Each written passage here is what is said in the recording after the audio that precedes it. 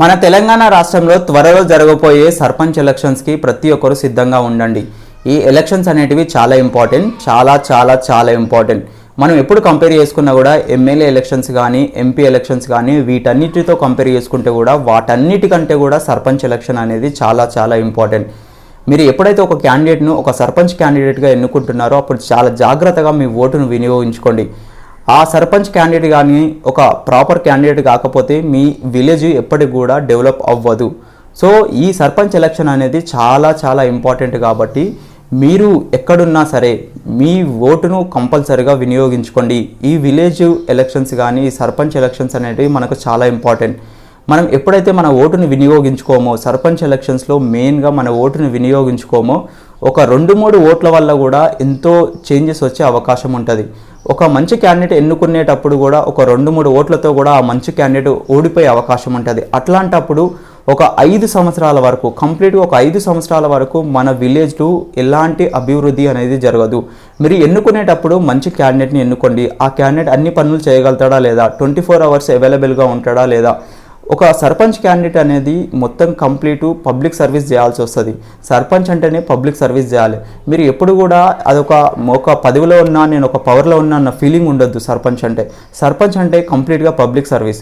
మీరు ఏం చేయాలనుకున్నా మీ జీవితాన్ని పబ్లిక్ సర్వీస్ కోసం ఇవ్వాలి. అట్లాంటి క్యాండిడేట్సే అలా అనుకున్నప్పుడే మీరు సర్పంచ్ క్యాండిడేట్గా నిలవండి. యూత్ కూడా ఎవరైతే సర్పంచ్ క్యాండిడేట్గా పోటీ చేద్దాం అనుకుంటున్నారో ఇది అనేది complete responsibility in the sense మీ విలేజ్కి ఎలాంటి మనకు ఏమైనా ఫండ్స్ వచ్చినా కూడా వాటిని కంప్లీట్గా నువ్వు అకౌంటబుల్గా చూపిస్తున్నావా లేదా అనేది చాలా ఇంపార్టెంట్. ప్రతి ఒక్కదానికి నువ్వే రెస్పాన్సిబుల్ ఉండాలి. ఒక సర్పంచ్ క్యాండిడేట్ అన్నప్పుడు ప్రతి ఒక్కదానికి నువ్వే రెస్పాన్సిబుల్గా ఉండాల్సి వస్తుంది. సో ఎవరైతే యూత్ ఉన్నారో మీరు కంపల్సరీగా పార్టిసిపేట్ చేయండి. పార్టిసిపేట్ చేయడమే కాకుండా సర్పంచ్ క్యాండిడేట్గా నిలబడి గెలవడానికి ప్రయత్నించండి. ఇది అనేది చాలా ఇంపార్టెంట్. ఎందుకంటే మన విలేజ్ అనేది మనకు చాలా ఇంపార్టెంట్. మనకు ఏ ఎమ్మెల్యే మనకు ఇమీడియట్గా ఆదుకోడు, ఏ ఎంపీ మనకు ఇమీడియట్గా ఆదుకోడు. వాళ్ళందరూ ఏం చేస్తారంటే ఎప్పుడైనా సరే సెంట్రల్ గవర్నమెంట్ ఫండ్స్ కానీ స్టేట్ గవర్నమెంట్ ఫండ్స్ కానీ అవి ఎప్పుడో మన కింది వరకు రావడానికి చాలా టైం పడుతూ ఉంటుంది. సో వాటిని రిలీజ్ చేసినప్పుడు కూడా అవి ఏ టైంకి రిలీజ్ చేస్తున్నాయి, ఎలాంటి ఫండ్స్ వస్తున్నాయి, ఆ ఫండ్స్ మనం దేనికి ఉపయోగించుకోవాలి, ఏం చేయాలి, ఇవన్నీ ప్రాపర్గా తెలిసేటట్టు ఉండే ఒక క్యాండిడేట్ని మీరు ఒక సర్పంచ్కి ఎన్నుకుంటే మీకు ప్రాపర్గా మీకు ఇన్ఫర్మేషన్ ఇవ్వడానికి కూడా అతను చాలా ఫాస్ట్గా ఉంటాడు. సో ఇప్పుడు ఇక్కడ మీరు మెయిన్ చేయాల్సింది ఏంటంటే మంచిగా చదువుకునే క్యాండిడేట్ని ఎన్నుకుంటే ఏంటంటే మీకు చాలా అకౌంటబుల్గా ఉంటాడు. ఫస్ట్ ఆఫ్ ఆల్ అకౌంటబుల్గా ఉండడం అంటే మీకు పైనుంచి ఎలాంటి ఫండ్స్ వచ్చినా ఏమొచ్చినా మీకు ముందు ప్రజలకు తెలియజేస్తాడు. అంటే గ్రామ పంచాయతీలో మొత్తం తెలియజేస్తాడు. ఇలాంటి ఫండ్స్ వచ్చినాయి, దీనికి ఈ సమస్యల కోసం మనం ఉపయోగించుకోవాలని ముందే మనకు తెలియజేస్తాడు. మనకు గ్రామాల్లో చూసుకున్నట్టయితే ఎన్నో సమస్యలు ఉంటాయి, తీర్చలేని సమస్యలు ఉంటాయి. ఇప్పటికీ ఎన్నో గ్రామ సభలు కానీ గ్రామ పంచాయతీలు కానీ ఎన్నో ఉన్నాయి, కానీ ఇంకా సమస్యలు అలాగే ఉన్నాయి. మనం చిన్న సమస్యలు తీసుకున్నా కూడా ఫర్ ఎగ్జాంపుల్ తీసుకున్న గవర్నమెంట్ స్కూల్స్ కానీ బేసిక్ నెసెసిటీస్ వచ్చేసి వాటర్ కానీ షెల్టర్ కానీ రోడ్స్ కానీ ఎలక్ట్రిసిటీ కానీ ఇలాంటి చాలా ఉన్నాయి. ఇంకా మనం ఎన్ని తీసుకున్నా కూడా చాలా ఇంకా అలాగే ఉండిపోయినాయి. వీటన్నిటికీ కారణం ఏంటంటే యూత్ అనేటోళ్ళు సరిగ్గా ప్రాపర్గా పార్టిసిపేట్ చేయట్లేదు. ఈ ఎలక్షన్స్లో ఈ పాలిటిక్స్లో కానీ యూత్ సరిగ్గా పార్టిసిపేట్ చేయట్లేదు, సరిగ్గా ప్రశ్నిస్తలేరు.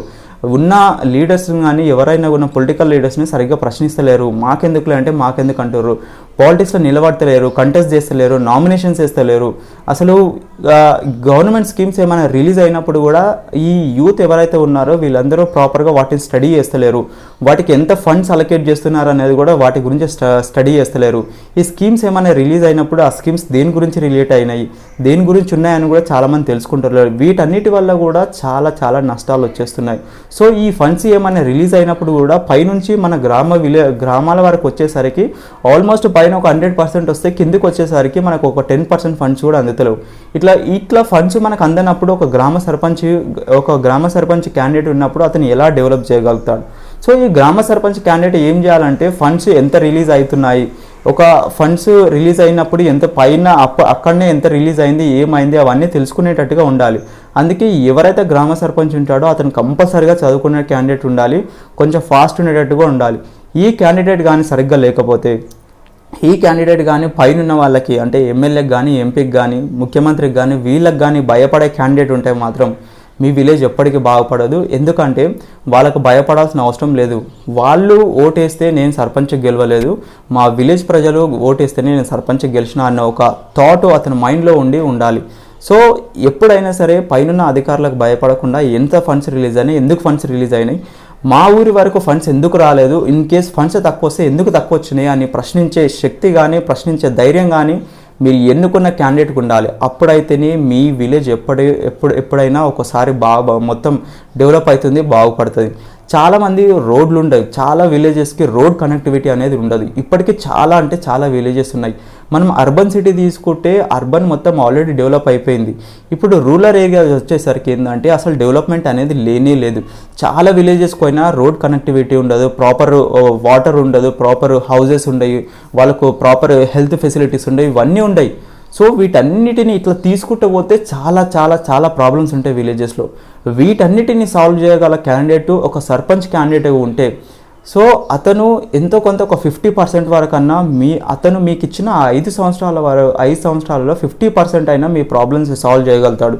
మీరు ఎప్పటి నుంచో వస్తున్న ఒక లెగసీని తీసుకొని అంటే ఇతనికి ఓటేయాలి, ఇతనే మన ఊర్లో ఉంటాడు అట్లా అనుకుంటే మీ విలేజ్ ఎప్పటికీ బాగుపడదు. బాగా చదువుకునే క్యాండిడేట్కు ఓటేయండి, చాలా చురుగ్గా పనిచేసే క్యాండిడేట్కు ఓటేయండి. ఏ స్కీమ్స్ వచ్చినా సరే, ఏ ఫండ్స్ వచ్చినా సరే మీకు కంప్లీట్ అకౌంటబుల్ ఉండాలి. గ్రామాల్లో ఏం జరుగుతుంది, ఎక్కడెక్కడ ఏం వేస్తున్నాం, ఏ రోడ్స్ వేస్తున్నాం, మనకు వాటర్ ఫెసిలిటీస్ ఇవన్నీ ఎట్లా కనెక్టివిటీ అనేది ఎట్లా తీసుకోవాలనేది చూడాలి. ఇంకోటి వచ్చేసి ఏంటంటే చాలా విలేజెస్లో ఇప్పటికి కూడా హాస్పిటల్స్ లేవు, ప్రాపర్గా ఒక హాస్పిటల్ లేదు, ఒక చిన్న చిన్న హాస్పిటల్స్ కూడా లేవు. ఇవి లేకపోవడం వల్ల చాలా చాలా చాలా చాలా ఇబ్బంది అవుతుంది. ఈ సర్పంచ్ క్యాండిడేట్స్ ఎవరైతే ఉంటారో వీళ్ళని ఎన్నుకున్న తర్వాత వీటన్నిటిని ఒక్కొక్క సమస్యను తీసుకొని వీటన్నిటిని పరిష్కారం చేసే విధంగా ఆ క్యాండిడేట్ ఉండాలి. అట్లాంటి క్యాండిడేట్ని ఎన్నుకొని ఎవరినంటే వాళ్ళని ఎన్నుకొని మీ విలేజ్ బాగుపడకుండా మీ గురించి ఎవరు పట్టించుకోకుండా ఓటు వేసేటప్పుడేమో ఓటు వేయండి అని అడుగుతారు. ఓటు వేసిన తర్వాతనేమో ఈవెన్ సర్పంచ్ క్యాండిడేట్ కూడా పట్టించుకోడు. అట్లాంటి క్యాండిడేట్కు ఎప్పటికి కూడా ఓటు వేయొద్దు. మీ ఓటే మీ ఆయుధం కాబట్టి ఆ ఆయుధాన్ని ఎలా వాడుకోవాలో మీకు మాత్రమే బాగా తెలిసి ఉండాలి. ఎవరికంటే వాళ్ళకు ఓటేయండి, బాగా చదువుకున్న క్యాండిడేట్ ఓటుకొని బాగా చురుగ్గా పనిచేసేవాడికి ఓటేయండి. ఎవరికంటే వాళ్ళకు ఓటేసి మీ జీవితాన్ని తీసుకొని వాళ్ళ చేతిలో పెట్టకూడదు. ఇంకోటి ఏంటంటే మన విలేజెస్ బాగా బాగుపడాలంటే సర్పంచ్ క్యాండిడేట్ అని ఇందాక నుంచి బాగా నేను మొత్తం నొక్కి చెప్తున్నా కదా, సర్పంచ్ క్యాండిడేట్ చాలా ఇంపార్టెంట్. ఎందుకంటే ఏవైనా సరే ఇన్ కేసు ఎవరైనా పెద్ద ఇండస్ట్రియలిస్ట్ వీళ్ళందరూ వచ్చి మీ విలేజ్లో ఏదో ఒక ఇండస్ట్రీ పెడతామనో ఏదో ఒకటి గవర్నమెంట్ నుంచి మనకు ఏదో అలొకేట్ అయింది అవన్నీ ఇక్కడ కడతాము అదే అని చెప్పినప్పుడు సర్పంచ్ చాలా తెలివిగా ఆలోచించాలి. అది ఆ ఇండస్ట్రీ మా దగ్గర పెడితే ఇన్ కేసు మాకు మేబీ అంటే మనకు ఎంప్లాయ్మెంట్ క్రియేట్ అవుతుండొచ్చు, కానీ ఆ ఇండస్ట్రీ పెట్టడం వల్ల కూడా మన విలేజ్కి ఎలాంటి ఇబ్బందులు అయినా ఉన్నాయా, ఆ ఇండస్ట్రీ పెట్టడం వల్ల మన ఎన్విరాన్మెంట్ ఏమైనా దెబ్బతింటుందా, అంటే ఇక్కడ ఏమైనా మనకు చేంజెస్ వచ్చే అవకాశం ఉందా, ఇవన్నీ ఆలోచించాలి. అడ్వాంటేజెస్ డిసడ్వాంటేజ్ అన్నీ ఆలోచించాలి. ఒకసారి ఎవరో వచ్చి మనకు మొత్తం మనం ఇక్కడ ఇన్వెస్ట్మెంట్ చేస్తాము అది చేస్తాము ఇది చేస్తామని చెప్పి ఆశపడిపోయి దాని ముందుకు వెళ్ళిపోయేటట్టు ఉండొద్దు. అట్లా ఉంటే మాత్రం ఎవరి స్వార్థంగా ఆలోచిస్తే మాత్రం మన విలేజ్ కానీ మనం కానీ ఎప్పటికీ బాగుపడం. ఇట్లాంటివి ఎన్నో ఎన్నో ఎన్నో ఎన్నో ఉంటాయి. వీటన్నిటిని ఒక్కొక్కటిగా ఉన్న సమస్యలన్నీ ఒక్కొక్కటి తీసుకొని పరిష్కార దిశగా వెళ్ళే వ్యక్తిని మాత్రమే సర్పంచ్గా ఎన్నుకోండి. ఇవి చాలా ఇంపార్టెంట్. మనం ఎమ్మెల్యేని ఎన్నుకుంటాం, ఎంపీని ఎన్నుకుంటాం, కానీ వాళ్ళు చట్టసభల్లో ఉంటారు, వాళ్ళు అక్కడి నుంచి వచ్చి మన సమస్యలు తీర్చరు. మనం చాలా ముఖ్యంగా చాలామంది ఏమనుకుంటారు, ఈ క్యాండిడేట్కి ఓటు వేస్తే ఇతను మన విలేజ్లోనే ఉంటాడు, మనం ఎప్పుడు వెళ్ళినా సరే మనకు రెస్పాండ్ అవుతాడు, మనతో మాట్లాడతాడు, మన సమస్య పరిష్కరిస్తాడు అనుకుంటాం. అంత నమ్మకంతో మనం సర్పంచ్ని ఎన్నుకుంటాం. మనం ఒక ఎమ్మెల్యే క్యాండిడేట్ని గెలిపించినప్పుడు కానీ ఒక ఎంపీ క్యాండిడేట్ని గెలిపించిన కానీ ఇమీడియట్గా మనకి ఎలాంటి సమస్య వచ్చినా మన విలేజ్లో ఎలాంటి సమస్య వచ్చినా తొందరగా వాళ్ళని మనం కాంటాక్ట్ అయ్యే అవకాశం కూడా ఉండదు. ఒక్కొక్కసారి మనకి ఇమీడియట్గా ఉండే క్యాండిడేట్ ఎవరంటే మన గ్రామ సర్పంచ్ మాత్రమే ఉంటారు. సో గ్రామ సర్పంచ్ని ఎప్పుడైతే మీరు ఎన్నుకుంటారో చాలా జాగ్రత్తగా ఎన్నుకోండి. ఎన్నుకునే సమయంలో మాత్రం చాలా చాలా జాగ్రత్తలు తీసుకోండి. ఎవరి మాట వినొద్దు. ధనబలం చూపించినా కానీ సింపతికి కానీ ఒకసారి 2 సార్లు ఓడిపోయిండు 3 సార్లు ఓడిపోయిండు సింపతి చూపించి కానీ మీ విలేజ్ని ఒక అంధకారంలోకి దొబ్బకండి. ఒక విలేజ్ డెవలప్ అవ్వాలంటే సర్పంచ్ అనేది చాలా చాలా కీలకమైన క్యాండిడేట్. ఆ క్యాండిడేట్ని చాలా జాగ్రత్తగా ఎన్నుకోండి. చాలామంది ఏమనుకుంటారంటే మేము రాజకీయాలకు రావడం ఎందుకు, రాజకీయాలు అట్లా డబ్బు ఉంటేనే పని అవుతుంది, అట్లా అవుతుంది ఇట్లా అవుతుంది అనుకుంటారు. మీకు తెలివి ఉండాలి. తెలివి ఉండి మీరు ఒక నాయకునిలాగా ఉండాలి, ఒక లీడర్గా ఉండి ప్రజలను నడిపించే దిశలో ఉండాలి. మీరు అట్లయితేనే మీ విలేజ్ అనేది ఎప్పటికైనా బాగుపడుతుంది.